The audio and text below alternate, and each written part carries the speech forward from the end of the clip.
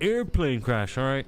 How about the other 200 and how much is it? Wait, why is an airplane crash suddenly not suspicious, not worthy of suspicion?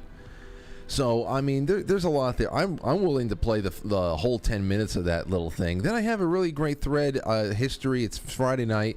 I have a history thread from the Cultural Tutor on Twitter, one of my favorite accounts over there, and we're going to be talking about the official distance of a marathon. Why the official distance of a marathon is 26.2189 miles. Why is it so specific? So I thought that'd be a nice way to end, and a couple of other roundup thoughts before we depart for the weekend. So yeah, let's get this one rolling. I think I have, boom, here we go. All right, so thank you to my sponsors. I would love to thank my sponsors, BlueMonsterPrep.com. Over the weekend, give Pat and Gina a call. Let them know that, hey, I have some stuff set aside. I have some canned goods. I have this and that. But, I see what the world is doing, and I see that the lesson I'm being taught every day is I don't know what the next day is going to bring. And as secure as I think my situation is, suddenly there's a forest fire. Suddenly there's a train derailment. Suddenly there's a supervolcano in a national park next to me that goes off. What the hell just think about the things that's not on our radar. Go to BlueMonsterPrep.com and at least get all of your bigger questions checked off. Do I have enough food in the house for everybody for at least 3 months of a layover? Do I have water filtration? Do I have communication? Everything else, first aid, power generation, it's all there, and it's set up by a family of Franklies. That is what Pat and Gina are, a family of Franklies. They are one of you, so give them a call. Other than that, I want to thank the longest, biggest, and most important sponsors of my professional career here, and that is you in the audience. The people, the little contributions every month, $1 a month, $5 a month, 10. Some people pledge more, some less, but it's the people out there who are monthly subscribers that really have allowed me to grow this show into a nightly 2-hour show that it has all this these affiliated projects building up around it now. It used to be a nightly 1-hour show. I used to have to juggle it with my personal training schedule and everything else, and it's really you guys in the audience. And not, compared to the whole audience, we're talking maybe 2-3%. Thank you guys and gals so much, and I invite many more of you over the weekend to become a sponsor for a little bit, because a little goes a long way. And this is just the nature of new media. This is the new paradigm we are in. And I really hope that you put your money where your mouth is. And if you enjoy what I bring to the table every night, then I'm going to continue kicking my own ass to do every night. Then invest in it. That's what I ask of you, as humbly as I can, because it's very hard for me to plug the show in that way. But I have to do it from time to time because it's my job. So thank you guys and gals so much. And for the many of you who have yet to show up but will one day, I love you all. All right, into the grab bag, Matt and I go. Matt, take a listen to this headline right here. Yahoo! Jury awards a Florida girl burned by McDonald's Chicken McNugget $800,000 in damages. I thought that's not a thing anymore because that lady that sued for the coffee. Oh, but you know what they had to do? They had to put a warning label on the coffee that it was too hot. Now they're going to have to do that with the McNuggets now. I don't know about you, but I've never had a hot chicken McNugget in my life. Me neither. But, I mean, they're awarding money to anyone now that's a victim of made-up things. A South Florida jury awarded $800,000 in damages to a little girl who received second-degree burn. I mean, listen, second-degree burns are pretty significant. I mean, so whatever the hell was going on with this nugget, it was hot. Yeah, damn. Maybe it was just drenched in oil still. Could be. Oh, wait. Second-degree burns when a hot chicken nugget fell on her leg as her mother pulled away from the drive-thru of a McDonald's restaurant. Well, you know what? They came right off the burner. Yeah. They came right off the burner. Give it a couple of minutes, you know? I could see that, especially if it's, a fair-skinned child. Lawyers of the family of Olivia Caraballo, who was 4 when she was burned in 2019, were seeking $15 million in damages. Of course, might as well just aim for the moon. If you miss it, you'll land among the stars. Jurors reached their verdict after deliberating for less than 2 hours on Wednesday. The South Florida Sun-Sentinel reported the jury verdict form allotted $400,000 in damages for the past 4 years and another $400,000 damages for the future from the McDonald's USA and its franchise operator Upchurch Foods. A separate jury decided in May that the company and the franchise owner were liable for the injury, which occurred outside of a McDonald's in Tamarack near Fort Lauderdale. Quote, I'm actually just happy that they listened to Olivia's voice and the jury was able to decide a fair judgment, Olivia's mother, Philana Holmes, told reporters outside of the courtroom. I'm happy with that. I had no expectations, so this is more than fair for me. $15 million? You had no expectations? You were asking for $15 million. First of all, what kind of mother brings a 4-year-old to get McDonald's? Well, I mean, that's besides the point. I mean, I don't know anybody who hasn't had... Even Aurora has tasted McDonald's fries. She doesn't like chicken right now. This mother sounds like she's the type that goes there every day. Well, I could just tell by the way she's saying these things, and $800,000. I don't think that they're going to be eating at McDonald's a lot, or at least over the next couple of years. Now, if they're smart, they put a little bit of that aside. I don't know for what. I mean, obviously, this girl is probably going to be put through college and do the whole college thing. If she weren't going to college, she can save all that nearly $1 million. Invest it, do some fun stuff with it, but they'll probably eat it all. She's going to McDonald's. She's still asked to go to McDonald's. She's driving through the drive-thru with her mom, getting chicken nuggets, defense attorney Jennifer Miller said in her closing arguments on Wednesday. She's not bothered by the injury. This is all the mom. Defense attorneys declined to speak after the verdict. Holmes testified that she had purchased Happy Meals for her son and daughter who were sitting in the back seat and was driving away when the nugget fell on the child's leg. She said that the girl screamed in pain, and when she pulled over in the parking lot, she realized the nugget was lodged between Olivia's thigh and the seat belt. The mother testified that at no point did McDonald's warn her that the food might be unusually hot. The company testified that they follow food safety rules which require McNuggets to be hot enough to avoid salmonella poisoning, and that is what happens with food once it leaves the drive-thru window. It's beyond their control. I need to launch an investigation into this, because there's been cases of parents faking these type of things. The girl, she could have got burned at home, and then the mom, she could have sued other food companies before for other things and just, said, oh, you got burned by chicken nugget. Well, that would be used by the defense. That would definitely have been used by the defense. It would be easy to look into her background to see if she is one of those... I can tell that she is, just by everything she's saying. The case may stoke memories of the McDonald's coffee lawsuit of the 1990s, which became an urban legend of sorts about seemingly frivolous lawsuits, even though a jury and judge had found it anything but frivolous. The New Mexico jury awarded Stella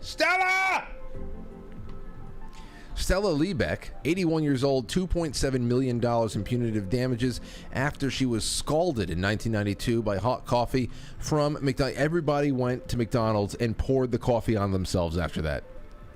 Everybody did it. I don't have legs.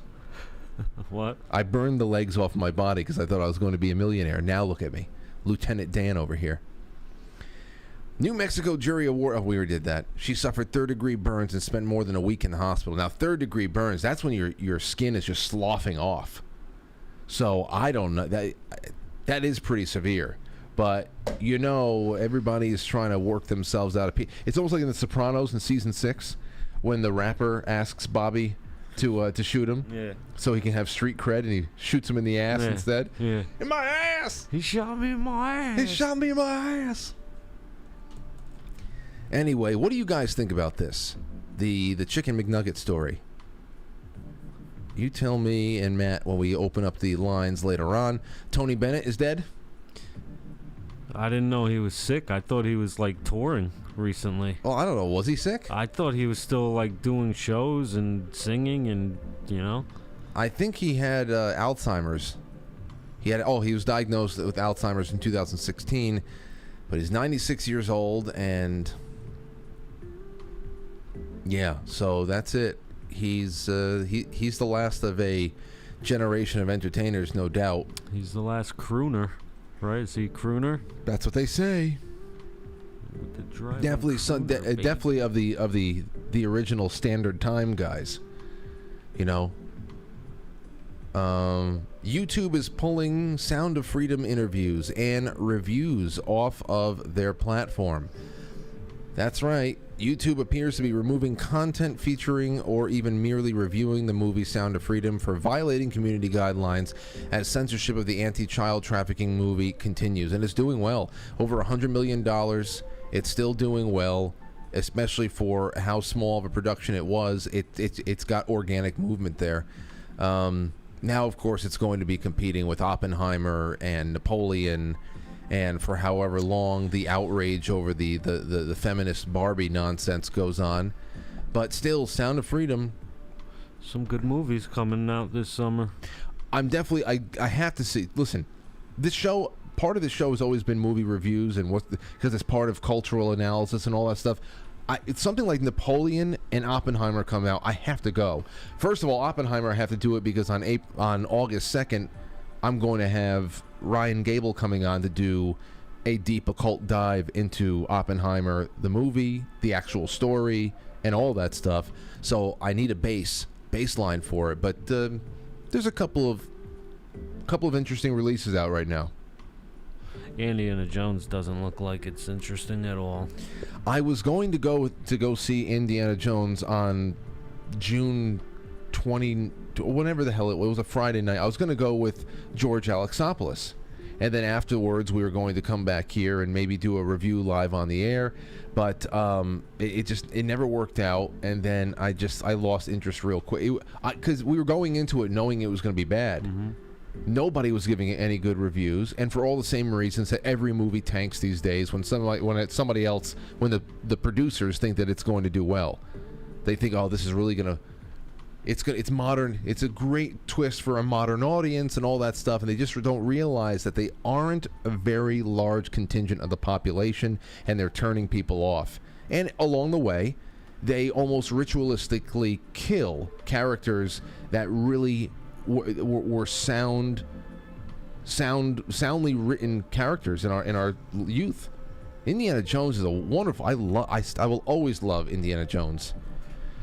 Always love Han Solo. I always love Luke Skywalker. But they were ritualistically slaughtered before all of our eyes, and that's just the way that they like doing it. Punisher. You and I read about what they did to Punisher. Yeah. Well, they killed them off, right? They had him kill himself, but that was after his wife reveals that she wasn't dead and that she was going to have a divorce anyway, and that he's a bitch and all that stuff. So, this is what they think is appealing. Giving up and killing yourself is appealing, apparently. That's how Generation Z is influenced. Let's see here. Fox News, whistleblowers expose company's support of far-left charities, including the Church of Satan. Fox News viewership has historically leaned right and favored Republican causes, while this is from the Blaze. Let's see here. While the company wears a conservative face on air, it appears that behind closed doors, Fox is willing to lean left on or in whatever other direction the wind is blowing. Insiders revealed to Blaze Media that Fox will subsidize some of the very activist groups that despise and seek the ruin of the network's viewers, evidencing a complete disregard and hatred for its core audience. So they were saying, let's see here. Fox apparently is matching donations of up to $1,000 to various organizations to satisfy the company's criteria. I guess I don't know. It's Canadian-based donation management platform, Benevity.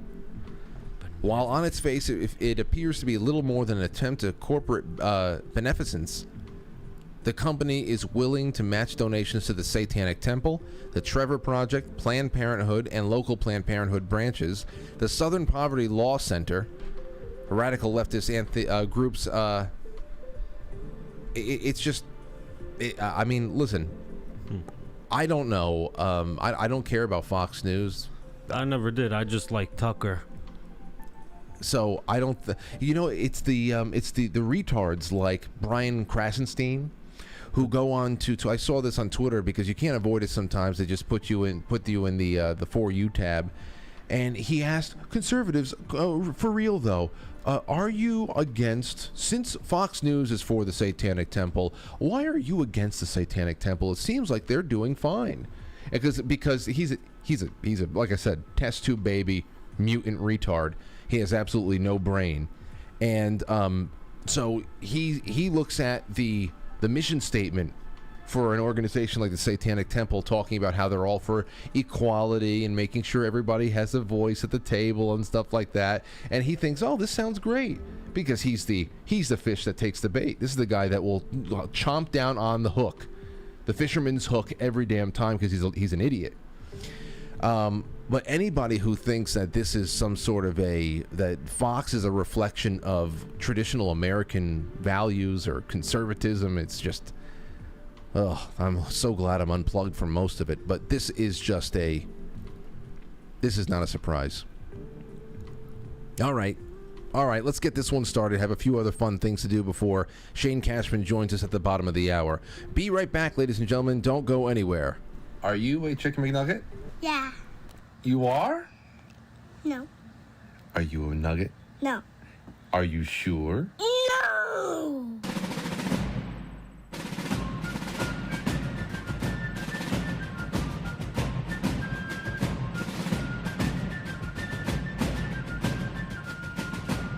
You let one ant stand up to us, then they all might stand up.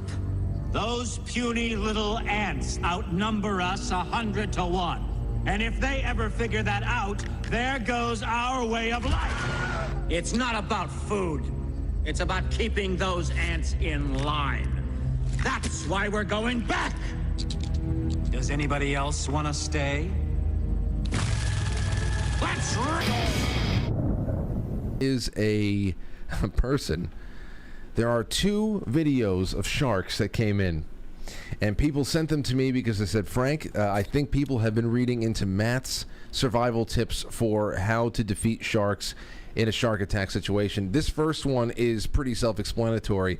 The caption reads, if wrestling is fake, then please explain this. Look at this one. This guy has the shark right above his back here, doing a squat. Damn. He gave him an RKO. He just slammed him. He gave him an RKO. Let's see that again. Damn. Look at that. So that's one. Now here's another one. Someone was talking about, Matt, of course, gave everybody the information that they needed to defeat a shark. This is one of the biggest tips you gave somebody, and you'll know exactly what I mean. Take a look. This is a surfer who was accosted by a shark and thought fast. He's definitely a Frankly. Oh, quick. Oh, it's right behind him. He's got him. He's wrestling. There he is. He's holding him above his head. So see, Matt, you've saved lives. Yeah. Hey. Good. You've saved lives. Good. I'm so happy that people have been listening to the show. Here's another one I wanted to read with you. Or not read with you. There's nothing to read. Play. This is a commercial from 1983. I said, this is a Friday night commercial. I've got to play it. This is a half a minute long. They are talking about a new and improved, I think this might be a diet center or a diet program. It's from 1983. And it is, unfortunately, it is called AIDS. Yeah. AIDS, and this is before, of course, AIDS. For the HIV, Magic Johnson AIDS. Before that showed up. Can you imagine starting this company thinking this is going to be revolutionary? Yeah. We're going up against Jenny Craig. I don't know if she was around back then. Everyone's going to want AIDS. Everybody's going to want to get in on AIDS. Nope. Here, take a listen to this. I was overweight and looked terrible, but AIDS helped me lose 46 pounds. And it really did it, too. The AIDS diet plan helped me lose 28 pounds. AIDS helps control your appetite so you lose weight. Yet AIDS lets you taste, chew, and enjoy. And the appetite suppressant in AIDS is not a stimulant. It's not.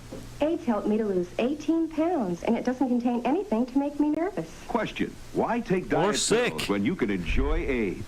AIDS helps you lose weight without making you jittery. There you go. You can enjoy AIDS. Get AIDS. Well, I mean, actually, we've actually gotten to that point now. Have you seen all the HIV and AIDS medications on television? Yeah, it's a cure for AIDS. I mean, at least maybe if people do take it, maybe, eventually it'll kind of maybe all die altogether, but I doubt it. Because men can't really control themselves like that. Exactly. I bet that was the backdrop. Especially in the community. You know what it is? This is why women are so important. This is why women are so important that they've got to be as modest as they can be, and stop taking all of the swallowing all the feminist nonsense that, hey, listen, you're just as big as pigs as men are. Trust me. Go ahead, indulge, pig. Because we have no control. It's a lot of the times, and if it doesn't matter if you have a good upbringing and all that stuff. Eventually, you dangle all that stuff in front of somebody's face, they're gonna bite. But if you work for it, I think that's a big thing. Obviously, getting raised right always helps, and you have a handicap in that respect. But there's a balance that is totally a balance that is disrupted when you go out of your way, spend generations teaching both sexes that they are exactly the same. They're exactly the same in all of their appetites and all of their urges and everything. So there's something to that. But let's do a couple more Babylon Bee headlines before we get into our call with Shane Cashman. You ready? Here we go. First headline up is mistreated, neglected dog hasn't been played with in over 10 minutes. Yeah, I know. They always give you those eyes. Mm-hmm. Make you feel like crap. I don't have a dog. And a friend of mine actually just had to put a dog of hers down today. Really? Feel bad for her. I want a dog. Yes.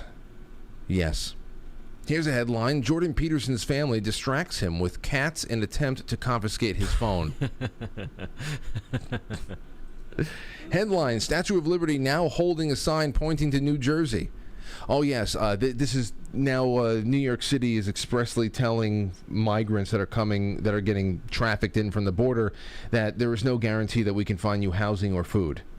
So it's just like we are a 2,000-mile rest stop for wherever the hell else you think you're going to go next. It's just like distribute. You know where they're going to go. I know. We're going to have a bunch of new neighbors. At this point, I wouldn't even notice. Headline, Hero, Joe Biden announces he will donate the rest of his bribe money to charity. That's it.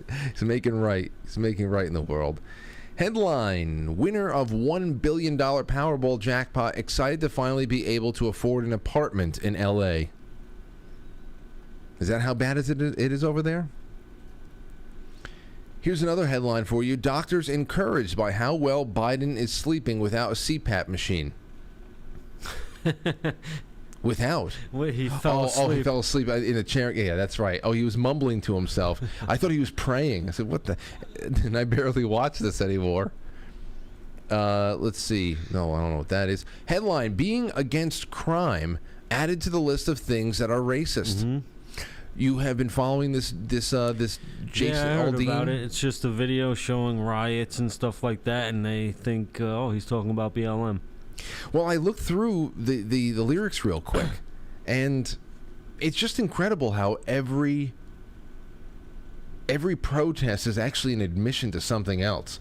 Because there's nothing about race there. It's about what we see in bigger cities. What we see with so-called demonstrations that are never peaceful, that are always, even when you're not burning something down or throwing a brick or accosting a person in a gang-like fashion, then there's always, what are you asking for? What are you demanding? What is the retribution that you're asking here? And who needs to atone for what? It is always very, very aggressive. It is very anti-liberal. It is anti-American. It just comes down to thievery. That's it. It's a political stick-up. So it's just incredible how you can just write a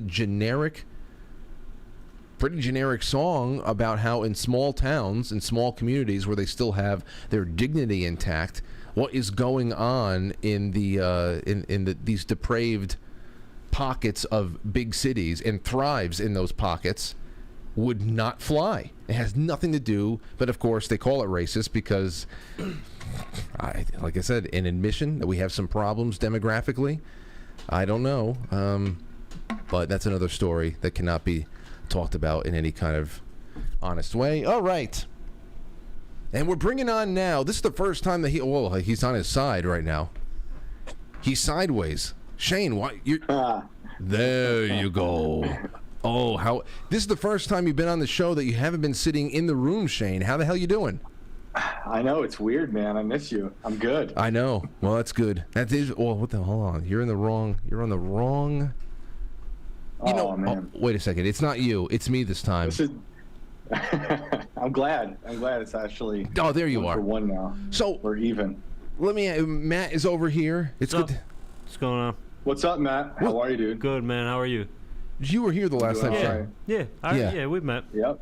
So since you've been gone, Shane, you have partied with Donald Trump Jr. Who else have you been interviewing and hanging out with? Yeah, I asked Don Jr. to tell his dad to release all the UFO documents.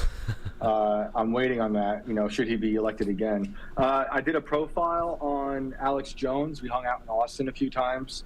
That was pretty good. I don't know if the Riff Raff story was out yet, the rapper Riff Raff down in Florida.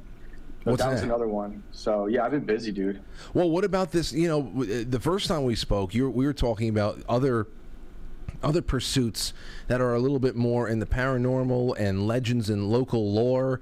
Did you hear or at least bookmark any of the news that has been made in Kentucky with these millions of dollars in rare gold coins from the Civil War? Yeah. There's a part of me that thinks some of that stuff could be from the treasure I was looking for in Georgia, because one of the theories was that there were Kentucky militiamen who were part of the Confederacy who did stay in Washington, Georgia for a little bit. And there was a mutiny when a lot of the gold was supposedly taken. So it was interesting when I saw that. I reached out to some of the people who were in that book, and they were thinking the same thing, like maybe this guy found gold that was here at one point in Georgia. They were talking when they first reported on this. They're saying, I think they're talking in terms of hundreds of thousands of dollars, and now after a couple of weeks have gone by here, they say that the value is exceeding $2 million, and because most of it's not even just the melt value, it's just that the prints are just so rare. Yeah, I would advise everybody to never tell anybody if you find gold, especially not the press or the government, because this guy's I don't know what his situation is now, but it's probably not as good as it would be if you didn't tell anybody.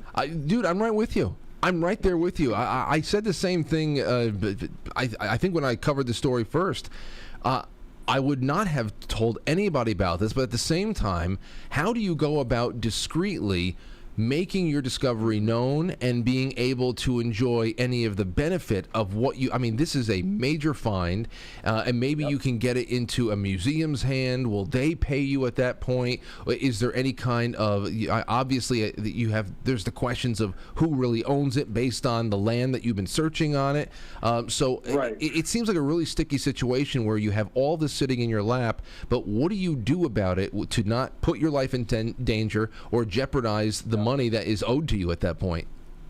Right. This is the whole basic underpinning of the book that I did in Washington, Georgia, because it's I think a lot of people in that town did get that gold and they held on to it for a really long time, and I think they funneled it into secret avenues throughout the decades after the war, and then there's people like finders keepers who they found where they thought was going to be gold in Pennsylvania. I think it was in Dent's Run. And then the FBI swooped in and dug it all out, and then finders keepers showed up the next day and they're like, whoa, there's a hole here and there's no gold. And I think they're in a lawsuit still with the government. I'm not sure where that's at. I think it was, last I heard, it might have been in discovery. So they're going to see like some documents on how they swooped in secretly and took it, because the federal government believes it's theirs no matter what. Right. You know, the war ended, the feds won, and all that gold is theirs because it's Mexican dollars, it's or Mexican gold rather, it's Confederate money, it's federal government money, and then a bunch of other like treasures, anonymous treasures here and there. Oh man, well that just where did Matt go? Matt shouldn't have popped off the screen like that. No, anyway. Oh, so I'm glad that we got to bring that up. It's a little bit of a bonus thing there, but I thought about you, and I thought about when I saw that, and I said I got to ask him again. Now, as far as Long Island goes, I have a very vague memory of this stuff going on, because it was around 2010, 2011. We remember when they were stacking bodies. It was prostitutes, joggers, I think, and then it then all went silent. 10 years or so goes by. Obviously, there's a lot of work going on in the background if there is an arrest that's finally been made over here. But can you tell us the most important points of this case that leads us right up to the DNA taken off the pizza, and then we can get into some open-ended questions and the theories that have been popping up since? So I don't know if you remember the first time I did your show, you asked me, after all these crazy stories I've done, like the one in Georgia, a lot of these weird stories where I've had death threats, you asked me like which story shook me the most. And my answer was the Long Island serial killer story. And like, it's weird dipping back into this world. I forgot all the paranoia that was born out of this world. So basically, going back to the beginning, it starts with Shannon Gilbert, May 1st, early morning before the sunrise. She's a prostitute. She is hired by a guy, I believe his name is Joseph Brewer. Some of these details are still hazy, it's been so long, but he's a John. He buys Shannon Gilbert. She shows up, her driver's out in the car outside. This is in Gilgo Beach, the Oak Beach area, which is during the summer, a popular surfing beach area. In the winter, completely desolate. So May would be kind of busy. Something happens to Shannon in that house where she flees the house and calls 911, and she sounds like she has a psychotic break. I think it took them many, many years to even release that audio. I heard that. People say she was on, it's kind of fucked up. So she's screaming, she's maybe on drugs, we don't really know. And then she disappears. There was maybe a little search for Shannon Gilbert. Then they kind of gave up. You know, her family, she had a mother, sisters, all very worried, even though Shannon was out on the fringes of society. You know, she wasn't really at home, but they're like worried because it's, you know, their family member. So then that's it. And then there's an officer on Gilgo Beach on December 13th, like 6 or 7 months later. He's training his cadaver dog to look for bodies on the beach. And he finds remains. And he's like, oh my God, we found Shannon. So they get the cadaver, they test it. It's not Shannon. It's a different person. And it's this, I think it's Melissa Barthelme is the first victim they find, who's another prostitute who advertised on things like Backpage or Craigslist like Shannon Gilbert did. Then there's a snowstorm. The snow covers all the beach. They call off any more searching. A few days go by, they go back. They find like another body. They find another body. None of those are Shannon Gilbert. So now we're seeing what they call the Gilgo 3, Amber Costello and Megan Waterman. And then eventually they find Shannon Gilbert. And so those first 3 they found, though, were found in burlap sacks, lined up. I forget how far apart, but like a good distance apart from each other on that beach. And so this is also, people should know, not unlike the part of the beach where everyone goes to chill. This is on the other side, past the bramble by the bay. And it's very desolate on a very long, dark road. So this is that kind of swampy. Like that Shane is that kind of swampy area with all the tall grass I've been seeing. Yeah. Okay. Yeah, you'll see. There's lots of like video of them searching that stuff. They had people diving for bodies. So after all that, they found I think like 11 bodies. Most of them women. One of them was a baby. One of them was a man who was dressed like a woman, and I think they also found another woman who might have been the mother of that baby. Okay, so they don't know what the heck is going on. They're like, okay, this sounds like a serial killer, because a lot of those women they found, they would eventually discover were selling themselves online. So, and Shane, were they all prepared? Yeah. The bodies all prepared in the same, disposed of in the same way? All had the burlap sacks, all of them? I don't think we know that yet. As far as I know, we don't know that. And what I do know is that the Gilgo 3 were in those burlap sacks. Shannon Gilbert is not considered one of those victims.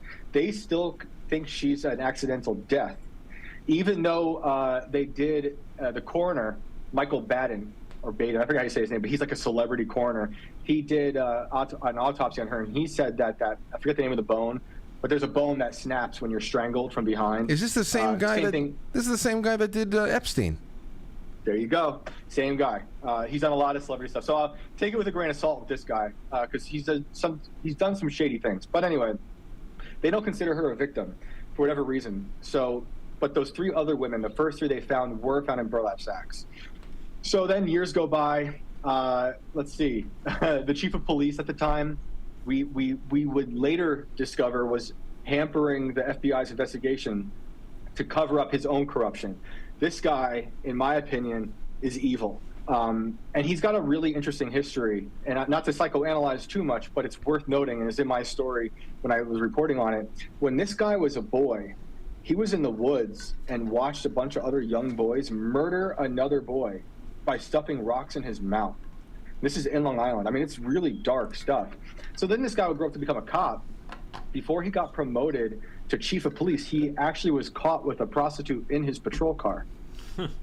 Right? So, and then during the investigation, he actually beat up a young guy who broke into his patrol car and stole sex toys. Yep, and porn. So this guy went to porn. So this guy went to jail. A lot of people think he was the killer. I don't know. I have no idea. I think he's a bad dude.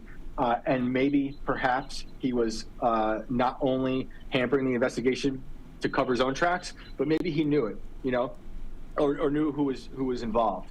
Because, when I started getting into this is now a few years after 2010. I want to say 2016, 2015 when I got into it.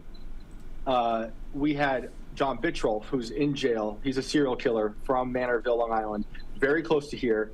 He killed 2 prostitutes. And this is kind of like why I got really into this story, because how bizarre this was. He mutilated a woman and left her torso in the woods in Manorville. No one found her hands for a very long time, until they found all those women on Gilgo Beach, and they found those hands like a decade or 2 decades later. So it's either, so I was like, wow, maybe he's connected, or maybe it's just like this dumping ground for these psychopaths. John Bitroff he's maintained that he had nothing to do with this, which is, a lot of times there's people in jail for a serial murder who will claim murders that weren't theirs. So I think that's interesting that he's saying that. He's a bad dude nonetheless. So then we have 13 years of a cold case. There are bodies all over Gilgo Beach. Some of them are connected to Manorville for whatever reason. I get involved. I go on this deep dive with amateur detectives as well as the authorities. I spend years on this case. The one thing that I uncovered in the story that is interesting, even more interesting today, is that we looked up this website. We found this website called Utopia Guide, and it's where, and I might have mentioned this on the first podcast I did with you. Utopia Guide has been around since the late 90s, and it's like a Yelp for hookers in Long Island in this specific area. And so it's just like a bunch of dudes sharing really gross reviews. They have a whole rating system about women they share, mind you. There's one guy who goes by the name Genius, and he writes for someone. Okay, so this guy's really disturbed. He writes extremely graphic, violent posts. So you could argue that maybe he's just a troll. He just found this website and he's just saying wild stuff. The other guys on this website, and there's a lot of them, they look at this guy Genius. They call his reviews epistles, and he would walk you through the whole process of how he does this, how he hides it from his wife while she's sleeping in bed, what time he would get up, all the burner phones he would use, how he would create all these aliases. So on top of that, which is okay, that's not so rare in that world, but on top of that, he would share these insane graphic posts about beating these women to a pulp, strangling them to near death. So when I found that out, I mean, it was just blew me away that this existed so openly. But this guy's post in particular, again, maybe it was just a troll, but something told me he was real, and he liked it, and he liked the getting away with it in public thing. Whether or not he's killing people, I don't know, but he liked being able to say, I do this to women. I'm doing it publicly. Like he would say, I do it in parking lots while you're in traffic. So I told the FBI about that. They never got back to me. I think they probably thought I was a crazy person. The website is owned by someone who, says that the address is the Rock of Gibraltar. So I finished my story. There's no real answer. I go through all the various suspects. I think is probably a man of prominence, and he might be in construction. That's not just my theories. A bunch of us thought that. We thought that because of the burlap sacks. We thought that because if you can get away with this for such a long time in a fairly wealthy area, you must have some standing in this place. And that was it. And meanwhile, just one side note, because it's so dark, Shannon Gilbert, her mom and one of her sisters, who were very vocal about this whole case, that sister ended up murdering that mother just randomly on some psychotic, mental break, stabbed her 200 times. And just in a weird coincidence with me in the story, I happened to be friends with the nurse who took care of the sister when she snapped, and this is 3 hours north of Long Island. So it's I couldn't get rid of the story. I just couldn't escape it. So then we cut to a week ago, and now all of a sudden there's an arrest made, and it's shocking after 13 years of nothing. And it's this guy, Rex Sherman, and he turns out to be a prominent man in Long Island who's an architect. Very interesting. The name was not on my list at all. I don't think he was on anybody's list, but that profile was.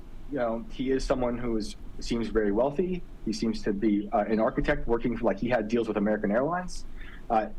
Big guy also, which seemed consistent with a lot of people's beliefs, because either he drove down that highway and parked and carried these bodies through the bramble, through that marsh, and laid them down, or perhaps he took a boat across the bay, because he did live right across the bay. So yeah, and they got him because they were surveilling him, and he threw out pizza crust. And this was interesting when I read this, because it's the same way they got John Bitroff 30 minutes away. They were surveilling him. He threw away a cup. They got it. They got the DNA. It matched actually with his brother, who was on probation. And then they got John.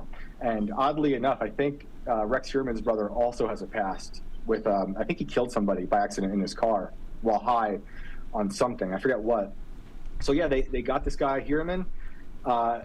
It seems like they might have the guy. I don't know 100%, but they talk about him using burner phones. They talk about him using aliases. Yeah. They talk about him being obsessed with torture porn. They talk about him being obsessed with Googling himself, or what they believe to be himself, and the case in general. So it's I'm pretty sure if it is him, he probably found all of the things that any of us wrote about him. Robert Kolker wrote a book, The Lost Girls, about it. I wrote this really long story about it.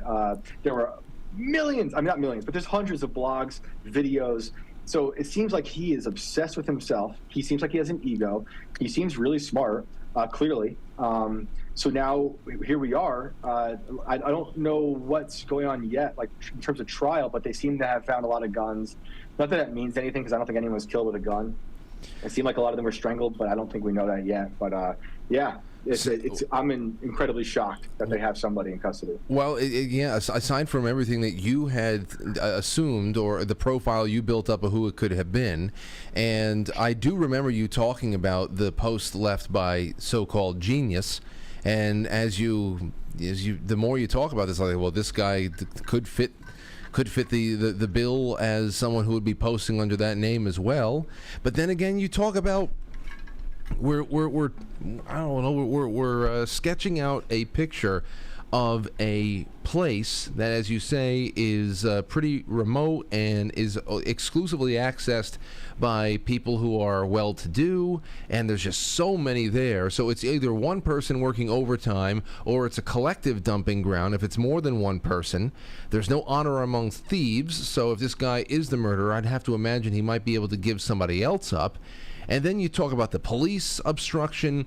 Yeah, it could be that this cop is just trying to spare himself any personal inconvenience. But how many times before, especially in situations like what we've learned about so far with going on there in Boulder, Colorado, with John Benet Ramsey, what we're talking about in that case is the story of an entire town that has been. I mean, everybody's involved. There are towns all over this country, cities all over the world that everybody of prominence is involved in these sex rings.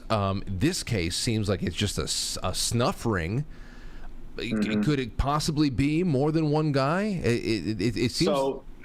So the attorney for Shannon Gilbert's family. So now you know, like I said, Mary Gilbert, the mom, has been murdered. The one daughter's in jail. I don't know if the attorney's still with the family, but as of like 2 years ago, he held this kind of bizarre conference. And this guy's kind of like one of those, like, he's got a ponytail and wears like a velour suit type situation. So I'm like, with him. But anyway, this conference, he had a woman who came out and said that she was at like an orgy in Gilgo Beach, and the chief of police, that guy I was talking about, was there. So it's like, take it with a grain of salt. I don't know. And this guy likes to do these type of really public, bizarre conferences. But that is a thing that a lot of people say out there about these sex parties, and clearly this guy's got an issue, So it's like, I'm not going to discount it totally. I'm willing to hear about it, but I don't know. It's hard to believe that it's just one person, but again, we have a history in this country and the world of serial killers who are really prolific and have done a lot worse for a lot longer. So I wouldn't be surprised. It's weird to me that we haven't really connected him to more yet, but I guess they found his wife's, the guy in custody right now, Rex Heuermann, I think they found his wife's hair on one of the victims. Wow. Yeah, it's really, really weird and dark. That might even be something like psychological he's doing. Like, I almost feel like that was on purpose, but I don't know. I'm just theorizing with this. I don't know anything else yet. They've kind of been a tight lid on this so far, but I'm looking forward to hearing more. I would like to see Shannon Gilbert somehow happen something with her, because it just seems so bizarre to me that she's out there too in this like graveyard of prostitutes just like her, and they refuse to make her a victim. So I don't know. And she's the one that who basically broke the whole case open by disappearing. Matt, you have any questions?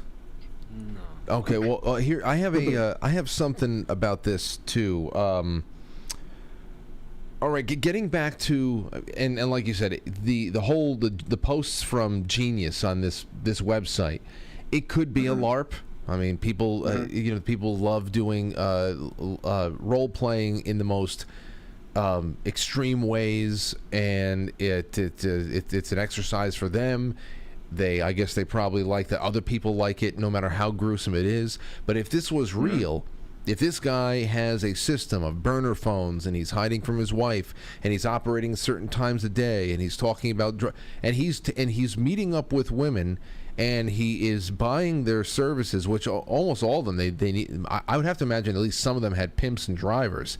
If they are being beaten to the point where they are clinging to life, but he leaves them alive, wouldn't there be a lot of people out there willing to identify this person? Because a person like that who gets off to interactions that violent, they're not going.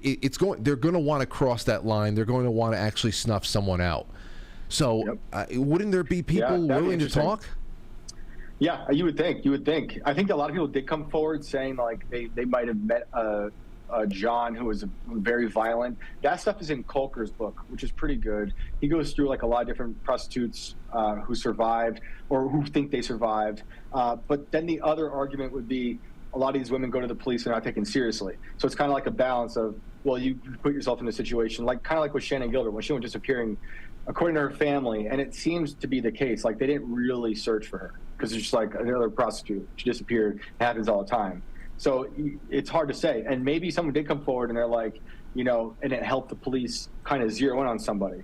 Because it seems like they've been after this guy for quite some time. I think, if I'm correct, they've been watching Rex Heuermann like 6 months after they created the task force, which is not that old, but maybe a year or two. I got to get the dates right. But they were zeroed in on him fairly quickly. So either they had intel from people like that, or it was just the burner phones that they somehow triangulated, like they said at the press conference.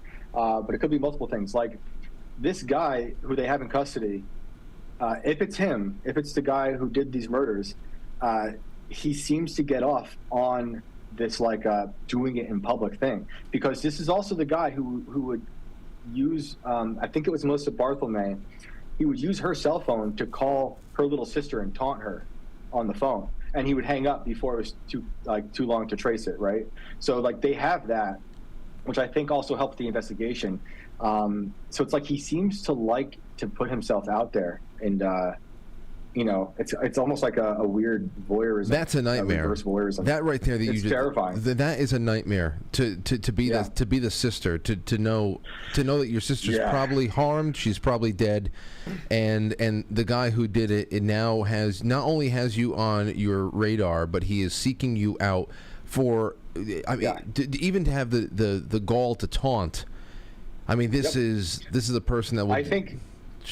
I think he even told her, like, your sister's rotting right now. I think he said something like that. I don't know the exact quotes. That's according to the sister, but he said some really dark stuff to her.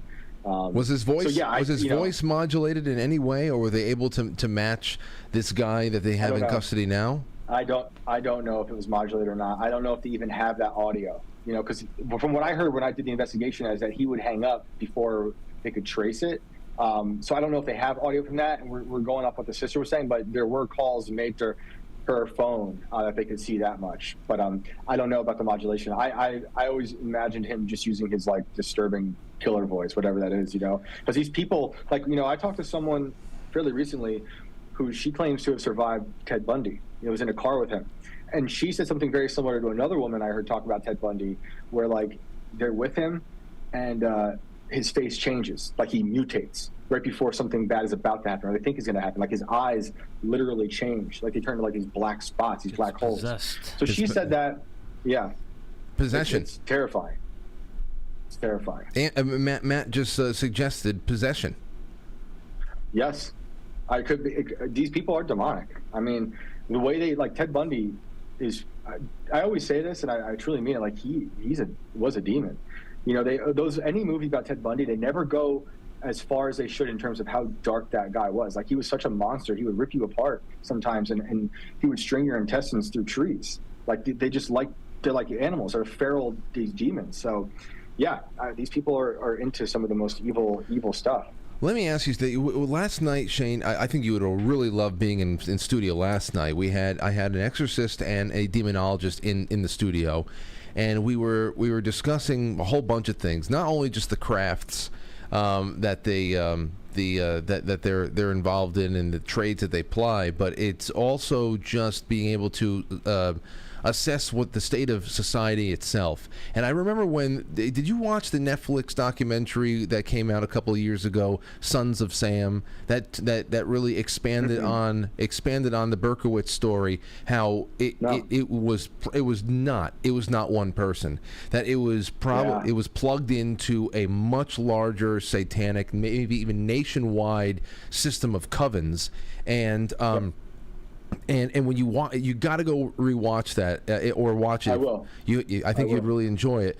But thinking about that, I remember in the early goings of the series, they started really building up the atmosphere in the country at the time in the 70s, and how things were getting a little bit darker, a little bit shakier. People were just getting pulled away from anything that would tether them to a moral living, and it in so many ways it pretty much insinuated that the ground was fertile for a new kind of public horror. It wasn't war. It was one person at a time waging war on humanity in the form of serial killings. And I had to, I speculated that I cannot believe that we have healed ourselves that much since then. In fact, we're looking at a time of unbelievable spiritual instability. We see it all over the place. How do you think that we are grossly understating how many serial killers are actually out there right now? Yes, we have no idea. The FBI will say this. I mean, if you want to even believe those motherfuckers, but like they don't know. Like no one knows, And I think like modernity right now offers a facade that covers up the true barbarism of people, because these monsters are forever. Because serial killers, mass murderers, they've just been around. It's forever. You can go back to someone like Elizabeth Bathory, who was having people procured in her village to bathe in their blood because she thought it was good for her skin. So these types of things always happen. And it's almost always like, oh, he was such a good neighbor. I can't believe it's him. He was a great teacher. He was a great architect. He was a handsome fella, you know? So I think they're out there. I think there's monsters walking amongst us. I think society definitely goes through these moments of like overall possession, like you're saying with Berkowitz. It's funny you said that because I was thinking about that today, actually. My grandfather was a cop in the city during that Summer of Sam. And he actually helped apprehend another, like, I don't think it was a serial killer, but he was, he murdered a lot of people really quick, like a mass murderer with a knife. And he killed a little girl, stabbed her like, I want to say like 100 times. Like someone you never even hear about. But I have a picture of my grandfather, like, apprehending this monster.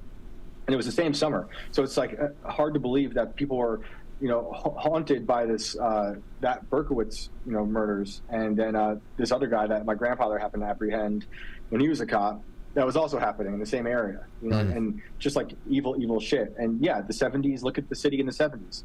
It was terrible. And so I think it fluctuates for sure. And these types of times we're in now, perhaps, where the economy is not doing so well, people are desperate.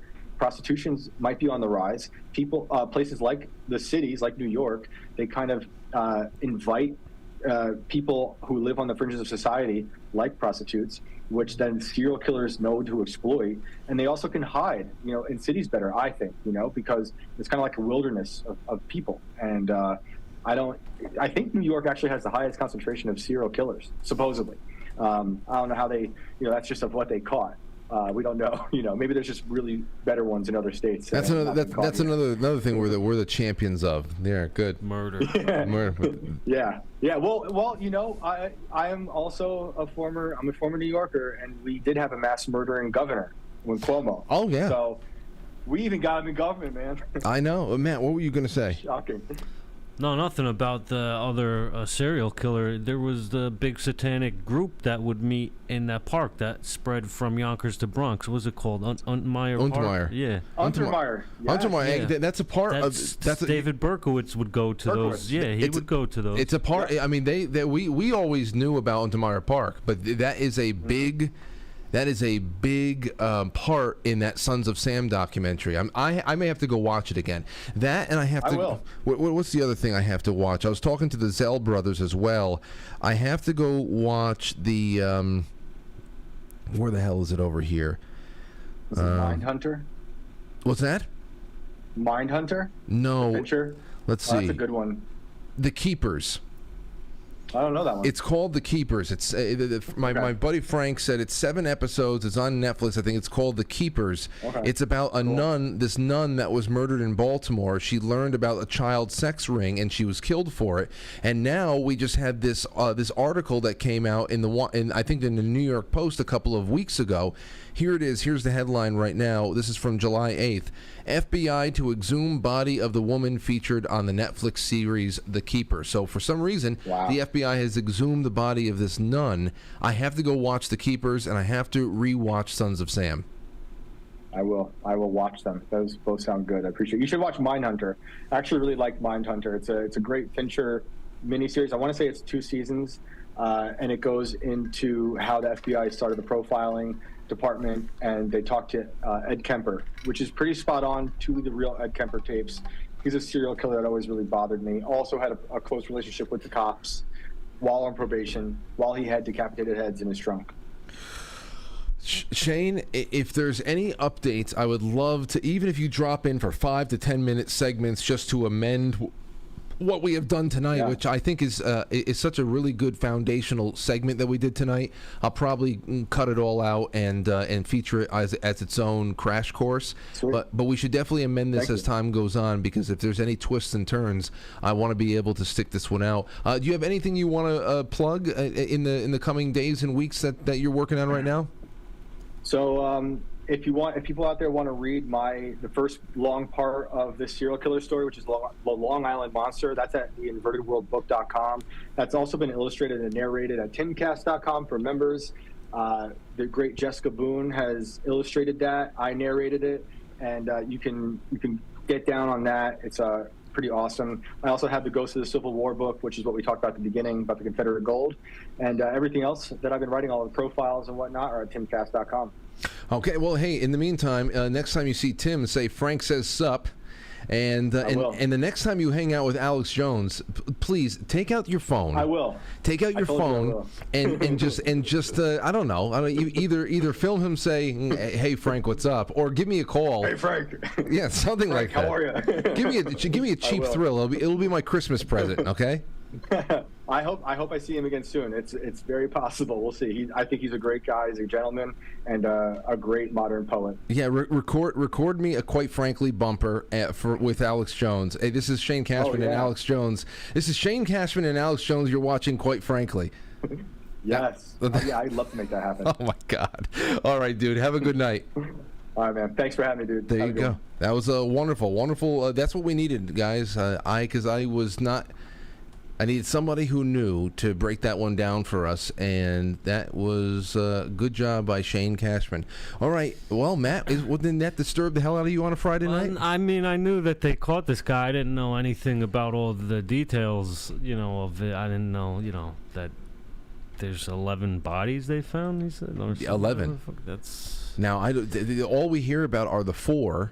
So that is the other thing that I've been wondering about. What about the other 7? Yeah. Is there anything that ties it all together? Is there a commonality? And then is the thing that, if they are tied together, is it that the same person did it? Or is it that an organization of people that ritualistically and recreationally do this and have designated this area of swamp as their little dumping ground? Is it that they are, it's a group thing? That's what I'm wondering about now. Yeah, it could be. I mean, a couple of them could be mafia hits too. This sounds, we're talking about the deepest and sickest of sexual fetish and kink right here. I don't think that this is mafia. Oh, yeah, that's right. They're all prostitutes. Yeah, this is in one tranny. Right. This is not. This is not mafia in my estimation. But we will be right back, ladies and gentlemen, with your calls, your super chats, and some other extras for this Friday evening. Don't go anywhere because it's going to be a good one. It's intermission time, folks. Time out to press the like button. Thank you. Ladies and gentlemen.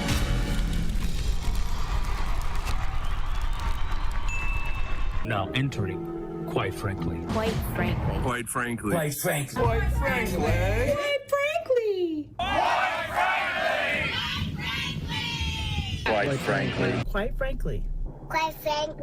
Quite frankly. Quite frankly. Quite frankly. Quite frankly. Quite frankly. Quite frankly. Quite frankly. We all support quite frankly. Not quite. Quite frankly. Let's go, Brandon. Quite frankly, in Roma, Italia. Quite frankly. You going on Frank's show tonight? I want to get a Coke. Can I get a Coke? So everybody watch. Quite frankly, with Frank.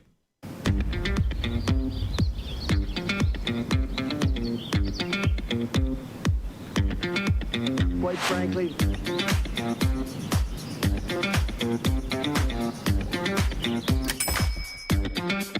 How dare you?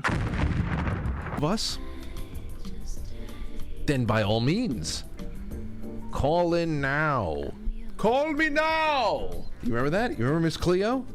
Yeah, she's a big fraud. Of course she's a fraud. It said entertainment purposes only on the screen. But we were easily not easily entertained by everything back then. Now we are just we're numb. Now it's like everything is stinkfist. Stove says, great Friday evening, gents. Not much to say, just dropping a little something in the pot. Thank you, Frank. Thank you, Stove. Thank you so much. Gino says, very upsetting over just over a week left to watch Mark Swan and his sexy dance. Wait a minute, he sure looks a lot like Huerman. Rex Huerman, the guy from Long Island? Are we sure he is not the Long Island serial killer and Swan was just an alias? Something to think about. Much love, Matt and Francis. Thank you, Gino. I never even thought that Mark Swan could be the killer. I think he is. Shotzi's... Call the cops on him. Shotzi says, hey, Frank and Matt, have a fantastic weekend. Thank you, Shotzi. She's very nice, and her dogs are very nice, too. She sent a picture of her dogs to Aurora. I need to say something right now about last night. First of all, last night it's a really interesting episode, and It'll be one that we think about for a while, and it'll definitely be on the top 5 of everything that we do in 2023. But I really need to drive home what happened last night with my cousin.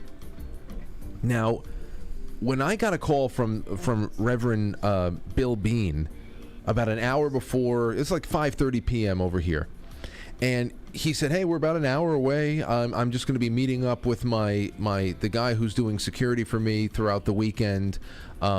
He's I'm meeting up with him near the studio over there. His name is Mike Supa, and it didn't even go.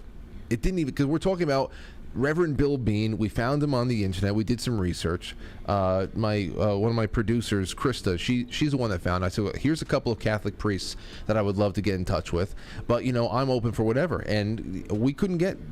Bill Bean popped up along the way, and he responded to us, and he's got a really great resume on media, and we knew he'd be a great personality and person to talk to, and it worked out great. But he's from Maryland. He's from hundreds of miles away. And here we are in Westchester, New York, and he is coming on in because he's going to be doing that seminar up, about 45 minutes into Connecticut. So he says, I'm meeting up with my security guy, somebody he brought on for the weekend. And I said, Mike Supa, okay. Well, then he said, we talked for another 2 minutes about, hey, when you get here, call me. When you're a mile out, call me, and I'll direct you to some of the local parking options that you have. He goes, that's okay. Don't worry about it. My guy's local. He knows what he's doing, and we'll get to the front door of the studio in no time. I said, what's his name again? He goes, Mike Supa. I said, Supa? I said, I'm related. I mean, that's just such a common name, and I'm related to the Supas. I'm like, but this is impossible. We're talking about the chances of Mike Supa, my cousin, being his security guy for the weekend is 1 in hundreds of thousands. Okay, so I said, is this guy local? He goes, yeah, he's from around the area. At least he was born around here. I said, is he a musician? Because Mike Supa, he's a professional musician. He writes music for movies. He's got a couple of bands. He's got a lot of really famous friends. He's done great work in his career. And he goes, yeah, he's a big rock star. I said, Bill, that's my cousin. He said, I'm not even going to tell him. Because Mike has never been into the studio before. Every time we see Mike, my cousin Mike, it's always at a funeral. And me and Anthony, we catch up with him. We talk about what the hell's going on with us, what's going on with him. And then we always end every session with, you got to come by and see the studio. Come by, jam one night, whatever it is. He's like, absolutely, let's do it. But it never happens. So when I go down the stairs to go meet them downstairs, and I'm at the top of the steps, and there's Mike, I said, what's going on, cousin Mike? And he looked at me, and it took him a couple of seconds to register what was happening. Like, he couldn't believe he saw me too. And he said, this is you? I said, yeah. Dude, I'm telling you, that for that to be the way that the night started last night, I can't stress enough how really incredible that was. And yeah, even Mike's daughter, my cousin Ashley Supa, is a bassist in that all-girl rock band Plush. Yeah, you probably never heard of them, but they've definitely had some good work done. They've been on the road and they've been doing good things. I think she worked with Ace Frehley, so that was one hell of a family reunion last night, and very serendipitous. I don't know how the hell it happened, but it only added to the magic of the evening. So let's get on with some calls. 914-200-0269. And first, let me see if there's any super chats on the Rumble Rants. There is one, and that is from JDog28. It says, me and the wife love watching Quite Frankly with our dogs. Hell yes. That's great. I love the dog. We have a lot of dog families out there that watch. Thank you, Robert Frank's Sarnes. more of a cat person. Not really. I have two cats in my life. They're cats? Pyretta is a doll. You know, she's Anthony's cat, but she's in all of our lives, and she's a doll. Lila, she's fascinating to observe, but and she's warmed to me over the years, but she's moody. I can't take her to parties like I can take Pyretta to parties, and that's the one you keep home. Witchypoo22, happy Friday, Franklies. Thank you. CB Joey says, happy Friday, Frank and friends. Thank you, CB. Porpoiseful and Witchypoo again. Thank you so much. Let's take a call from Steven. What's going on, Steven? What's happening, Frank? How are you, man? I'm doing well. What's on your mind tonight? So, anyhow, last night's show was incredible. I was kind of freaking out about the Roman numeral thing. Because now I look at a clock that my dad had from years ago, and I swear the Roman numerals were flipped the other way. You see, I don't know whether or not that is just the style of an individual clock manufacturer, though, Steve, because it's not like the Roman numeral 5 has gone officially from V to A inverted. It's just that I guess depending on who's making the clock, you will keep all of the numerals upright until eventually they're upside down when you're going down by the bottom of the hour, and then back up around. I don't know if that is just a thing that clockmakers and manufacturers just make stylistic decisions on their own. I don't know if that's a Mandela effect for me. I don't know if it is either. I'm looking for old pictures, though, to try to find the picture of it from years ago, just to see if it was. So, but anyway, the show was awesome last night. I'm man. glad. I just wanted to put it out there. I'm glad you liked it. And give a shout out for Act My Tax. We're trying to get rid of property taxes in Michigan. Wonderful. You know, Steve, I don't know about Michigan taxes, but I will tell you this. Let me get the calendar up in front of me here, the guest calendar. We have a lot of great things coming up. On July 31st, I believe it's a Monday, his name is Payman Motahadeh. And Payman is coming on. He is from the Freedom Law School, and he's going to be talking about income tax, the truth about the income tax, federal income tax. So I don't know if we'll be getting into state statute. I hope that you in Michigan fight the good fight and relieve yourself of that burden.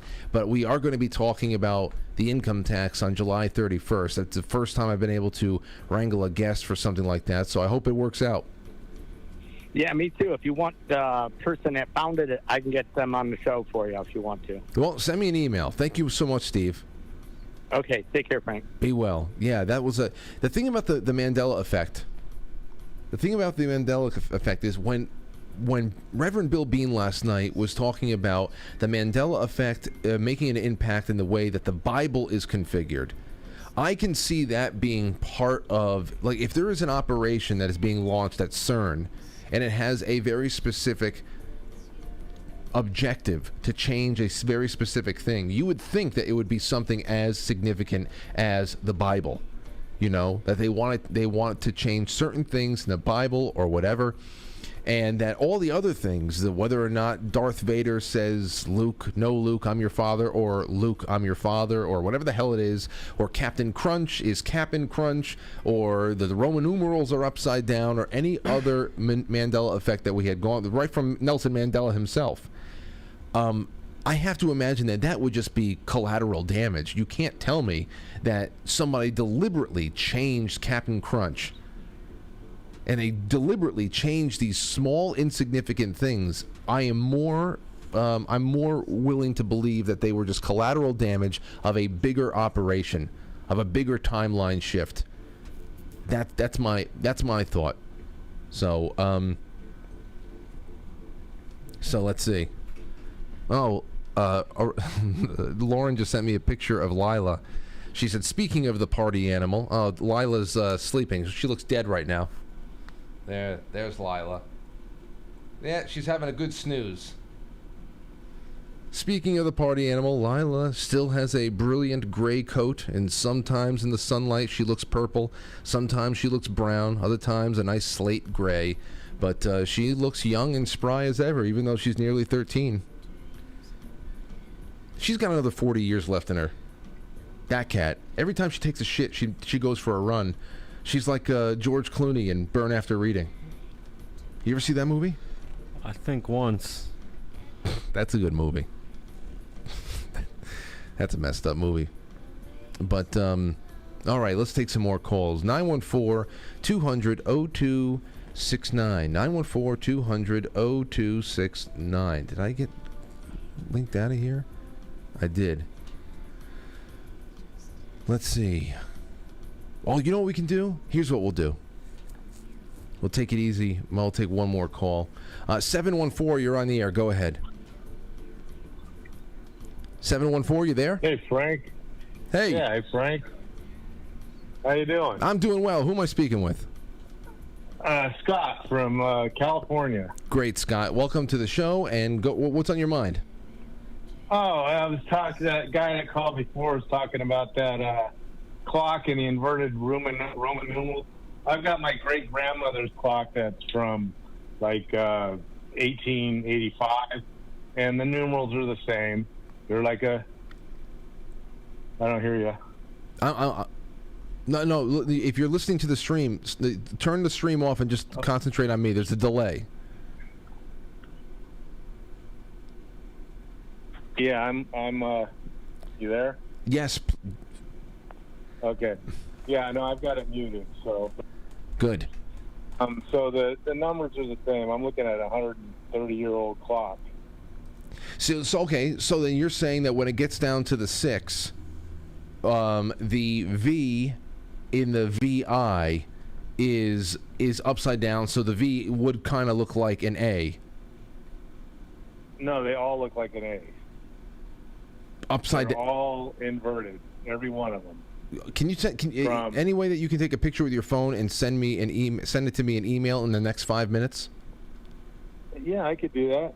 Okay, do that. Take a picture with your phone and send it an email to quitefranklypodcast@gmail.com, okay? Okay, what's your email address? Quitefranklypodcast@gmail.com. Quite frankly. Podcast@gmail.com. Podcast at It's so easy. Email. I don't know. I got it. All right, I'll take a picture of it and I'll send it to you. Yeah, because I think that this would be a good piece of evidence, since that it is it's over 100 years old, and I just want to see it. Yeah, right on. No problem. I'll do it right now. All right, man. Sounds good. Right. I'll be on the lookout. I'll be on the lookout for that one. Somebody in the chat room said, "Quite frankly, pod." Can you spell Gmail? Oh, go easy on Scott. He just wants to be thorough. I have no problem with that. But let's see here. Deb, what's going on, Deborah? Hey, this is Jonathan again. Jonathan, how are you? Go ahead. I'm doing good. Yeah, I was calling. I think you had a really good. I was actually wanting to talk about what you had mentioned, the Mandela Effect, and. Can you wait, John? Can you get closer to your speaker, please, or to your receiver? Oh yeah, there we go. Thank you. How's that? Yeah, a lot better. Okay. I was calling because I thought you had a really good point about the Mandela Effect. I mean, John, get a little bit closer to the receiver. Really attack the receiver. All right. Just scream. Is that better? Oh, what did you have me on speakerphone? I did. Why would you do? Go ahead, John. And it's an Apple speakerphone. Go, John. Oh, so calling about the Mandela Effect. You had a really good point that why would they have small, insignificant meanings? Why would they make small changes? There's something large that they're after, and what's the most significant change you could make to humanity but alter the Bible? And one thing that came up recently was somebody had talked about how they mentioned the lion and the lamb, and I remember that being in there, and I remember a lot of people being there. There's pictures drawn. There's a lot of famous artwork that shows it. And now if you research that or you search Google, all it's going to do is mention some references of a lion and a lamb being compared, the two compared to each other, but you'll never see the actual verse of them laying together. Now they're going to say that it was the wolf and the lamb. And I know there's a lot of people who remember that those weren't actual verses. And it's also mentioned that King James versus other verses of the Bible or other versions of the Bible could be the difference. But, I mean, if you continue to search, it just seems like it's not there anymore. And maybe it's something that AI is doing. But here's the thing that I always wonder about, and you're right.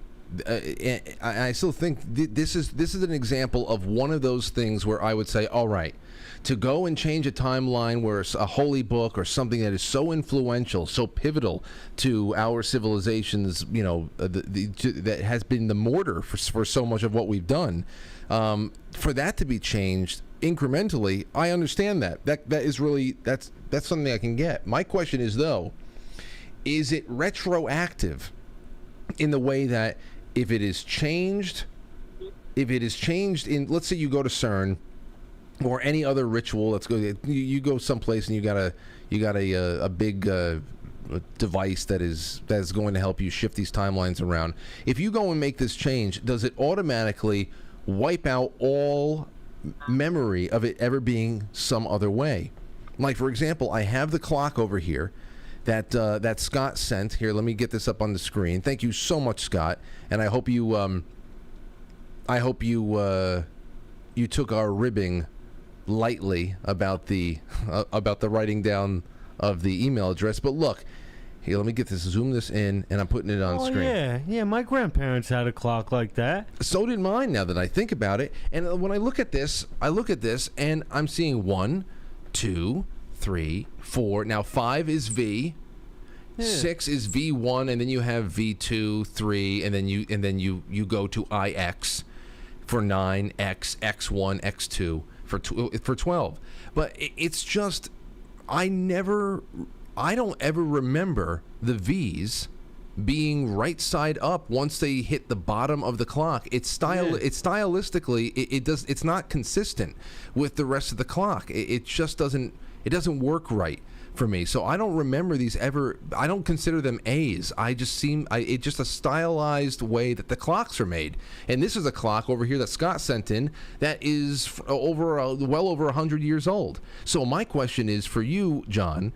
What do you, if something is changed in a place like CERN or something in 2023, does that mean that one night Scott went to bed and his grandmother's clocks did have the V's upright, and he woke up the next morning and they were down like this? Like what is the butterfly effect about?